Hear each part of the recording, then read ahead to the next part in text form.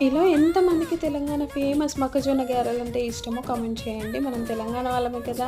మరి ఇష్టం ఉండకుండా ఉంటుందా? అలాగే చేయడం రాకుండా కూడా ఉండదు. అయితే చిన్నప్పుడు ఏంటి ఇప్పటికి కూడా 1, 2 కంకులున్నా సరే గారెలు చేసుకొని తినడానికి ఎక్కువగా ఇష్టపడతాను. కాల్చుకొని తినేదానికంటే.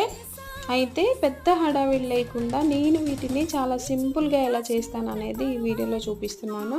అయితే ఇవి స్వీట్ కార్న్స్‌తో కంటే కూడా మనకి నార్మల్‌గా ఊర్లలో దొరికే నాటు కంకులతోనే టేస్టీగా ఉంటాయి.